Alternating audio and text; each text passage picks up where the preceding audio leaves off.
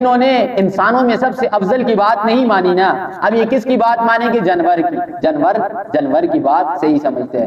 دوسری جگہ پر اللہ نے واضح طور پر فرمایا جو لوگ ایمان نہیں لاتے، پیغمبر کی بات نہیں مانتے، قرآن کی تصدیق نہیں کرتے، فرمایا یہ کیا ہیں؟ جانور ہیں۔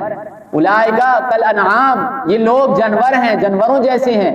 آگے ترقی کی، فرمایا بل ہم اضل، یہ جانوروں سے بھی گئے گزرے ہیں۔ جانوروں کا کیا قصور؟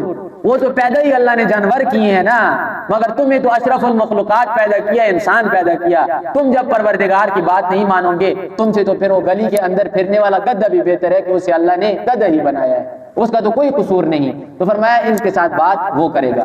اب وہ ہوگا کیسا، کس شکل کا ہوگا، تو مختلف قسم کی روایات، اس کی طرف جانے کی ضرورت نہیں۔ کیا کرے گا؟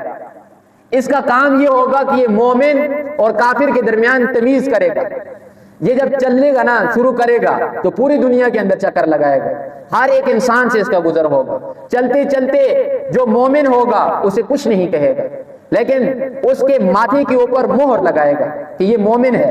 جو کافر ہوگا اسے یہ مارے گا، تکلیف دے گا، اور جاتے جاتے اس کے ماتھے کے اوپر بھی مہر لگائے گا، یہ کافر ہے، لکھ دے گا ادھر کافر۔ یہ اس کا کام ہوگا، یہ تمیز کرے گا مومن اور کافر کے درمیان۔